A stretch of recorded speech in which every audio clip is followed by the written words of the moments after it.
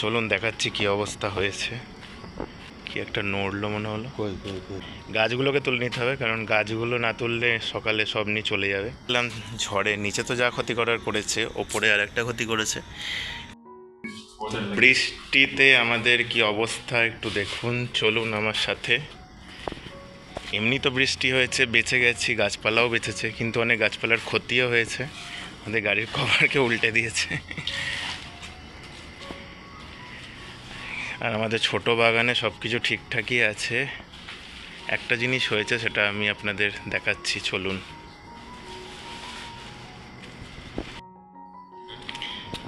দেখে দেখে হেঁটো, চলুন দেখাচ্ছি কি অবস্থা হয়েছে।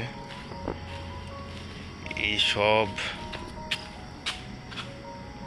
কি একটা নড়লো মনে হলো। না না, কিছু না, ব্যাং হবে। এগুলো কিচ্ছু করা যাবে না। কি অবস্থা, একটু টর্চ মেরে দেখা। গাছগুলোকে তুলে নিতে হবে, কারণ গাছগুলো না তুললে সকালে সব নিয়ে চলে যাবে। আমরা পাঁচিল দিয়েছিলাম ফলের ট্রে দিয়ে, তো সেটা পুরো ভেঙে পড়েছে ঝড়ে। এদিকে এদিকে এদিকে আমাদের শখের গাছগুলো, এটাকে সব টর্চ মেরে দেখাও। এই পুরো অবস্থা। ওই দিকটা ঠিক আছে, ওই ট্রেনটাও চলে এসছে। ওই দিকটা গিয়ে দেখবো একবার। এদিকে আসি একবার। বাবা ভাই পাচ্ছে, দাঁড়া। এই গাছগুলোকে আমাদের তুলে নিতে হবে শুধু। কেমন জায়গা ছিল দেখুন, একদম মানে কোনো সাপোর্ট না না, সাপোর্ট নেই, এটা পড়ার মতনই ছিল পুরো। হ্যাঁ, পড়ে যাওয়ার মতনই অবস্থায় ছিল। জায়গাটা কোনো সাপোর্টই নেই, রুম করে ফেলে 3, 6, 9। এই গাছগুলোকে তুলে নিই, তারপরে আপনাদের সঙ্গে দেখা হচ্ছে। চলো। আরেকটা জিনিস হচ্ছে, ইনি পড়ে গেছেন। এটার ওপরে বসানো ছিল, কদিন ধরে একটু টলমলো করছিল, আর যা ঝড় দিয়েছে আজকে, তাতে পুরো মুন্ডু ফুলে নিচে চলে গিয়েছে। ওই দিকটাই ঠিক আছে, এদিকটাতেই হয়েছে। এটাতে পেন্সিল ক্যাকটাস আছে, আই হোপ কোনো ক্ষতি হয়নি গাছের। তো এটাকে নিয়ে আলাদা বসিয়ে দেবো, তারপরে আবার পরে ঠিক করবো। তো এনাকে সেফ পজিশনে রেখে দিলাম।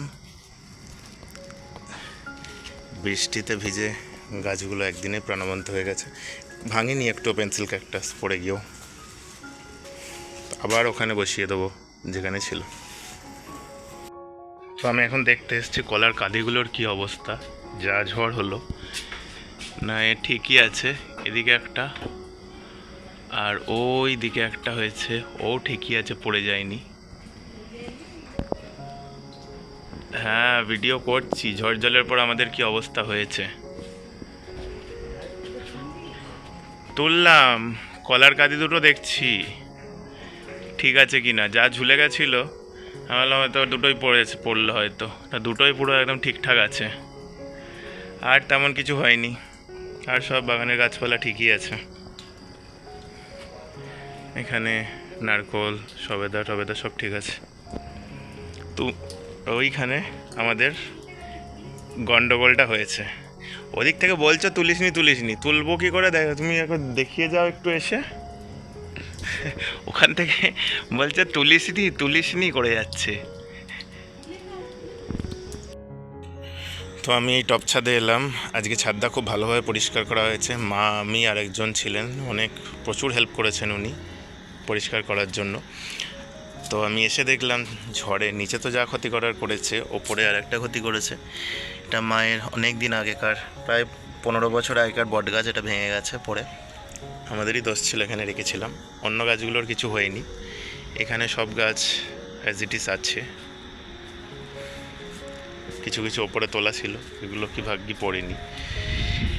এদিকে কোনো ক্ষতি হয়নি। এরা বেশ বৃষ্টির জল পেয়ে প্রচণ্ড আনন্দ পেয়েছে, আর আমিও বেশ আনন্দ পেয়েছি, কারণ আজকে আর জলে 2 দিন তো আর জল দিতে হবে না। এই লেবু গাছটা একটু হেলে গেছে। এই বড় গাছ একদম টপ ছাদে করা, এটাই একটা সমস্যা। প্রচণ্ড ঝড় হলে ভেঙে যাবে বা হেলে যাবে। এটাকে ওই গ্রিলের সঙ্গে বাঁধতে হবে। এখানে গোলাপের কুড়ি হয়েছে, ফুল হবে কালকে। এটা একটা নতুন আঙুর এনেছি, কালো আঙুর, সেটা এখানে বসিয়েছি ফলের ট্রেতে। আর এখানে যে টবগুলো ফাঁকা হয়েছে সেটা রেখেছি। এখানে আমাদের একটা সিটিং অ্যারেঞ্জমেন্ট হয়েছে, এখানে যখন গরম লাগবে প্রচণ্ড হাওয়া টাওয়া এখানে দেয়, খুব ভালো লাগবে এখানে বসতে। এখানে বসে চা খাওয়া, গল্প করা সবই চলবে। আর এদিকে সব ঠিকঠাকই আছে। এদিকে কাঠ চাপাতে প্রচুর কুড়ি এসছে, এদিকে লেবু গাছেও প্রচুর লেবু ধরেছে। এবার চলুন নিচের দেখি বাগানটার কী অবস্থা। নিচের বাগানেরও কোনো খারাপ সিচুয়েশন নেই, ভালো আছে গাছগুলো, পুরো সব টবগুলো তো পুরো একদম ফিক্সড করা আছে, তার জন্য কোনো চিন্তা নেই। এটাও আজকে পরিষ্কার করা হয়েছে, আমরা 3 জন মিলে খুব খেটেছি আজকে। এই দেখুন জঙ্গল থেকে ফলসা গাছ তুলে এনেছিলাম, 1 বছরও হয়নি, আগের বছর বর্ষাকালে। কেমন পরিমাণে ফুল এসছে, আই হোপ কিছু ফল দাঁড়াবে। ফলসা আমাদের অত্যন্ত প্রিয় একটা ফল, এটা হারিয়ে যেতে বসেছে।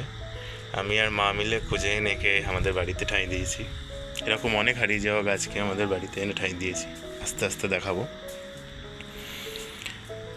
আর এখানে আমাদের বসিয়েছি এনাকে, এনার মাথার ওপরই বেলগাছ। এই বেলগাছটাও অনেক দিনের পুরনো, 15 থেকে 20 বছর আগেকার।